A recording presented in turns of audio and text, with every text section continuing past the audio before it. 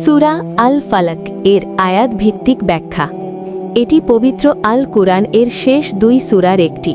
এতে বিভিন্ন অনিষ্ট থেকে আল্লাহর কাছে আশ্রয় চাওয়ার শিক্ষা দেওয়া হয়েছে। 1. উচ্চারণ কুল আউযু বিরব্বিল ফালাক। অর্থ বলুন, আমি আশ্রয় প্রার্থনা করছি প্রভাতের রবের কাছে। ব্যাখ্যা ফালাক অর্থ ভোর বা প্রভাত। যিনি অন্ধকার চিরে আলো আনেন, তার কাছেই সব ভয় ও অনিষ্ট থেকে আশ্রয় চাওয়া হয়েছে। 2. উচ্চারণ মিন শাররি মা খালাক। অর্থ তিনি যা কিছু সৃষ্টি করেছেন তার অনিষ্ট থেকে। ব্যাখ্যা সৃষ্ট জগতের যে কোনো ক্ষতিকর বস্তু, প্রাণী বা অদৃশ্য অনিষ্ট থেকে আল্লাহর নিকট নিরাপত্তা প্রার্থনা। 3.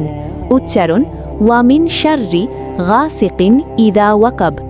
অর্থ এবং রাতের অন্ধকারের অনিষ্ট থেকে, যখন তা গভীর হয়। ব্যাখ্যা গভীর রাতে অনেক ক্ষতিকর ঘটনা ঘটে, তাই রাতের অন্ধকারের ক্ষতি থেকেও আশ্রয় চাওয়া হয়েছে। 4. উচ্চারণ ওয়ামিন শাররিন নাফাসাতি ফিল উকাদ। অর্থ এবং গিটে ফু দেওয়া জাদুকরী নারীদের অনিষ্ট থেকে। ব্যাখ্যা এখানে জাদু টোনা ও কুফরি কার্যকলাপের ইঙ্গিত রয়েছে। এসব অশুভ প্রভাব থেকে আল্লাহর কাছে রক্ষা কামনা করা হয়েছে। 5. উচ্চারণ ওয়ামিন শাররি হাসিদিন ইদা হাসাদ। অর্থ এবং হিংসুকের অনিষ্ট থেকে, যখন সে হিংসা করে। ব্যাখ্যা হিংসা মানুষের অন্তরকে কলুষিত করে এবং অন্যের ক্ষতি কামনা করে, তাই হিংসুকের অনিষ্ট থেকেও আল্লাহর আশ্রয় প্রার্থনা করা হয়েছে। ভিডিওটি ভালো লাগলে লাইক, কমেন্ট ও শেয়ার করুন।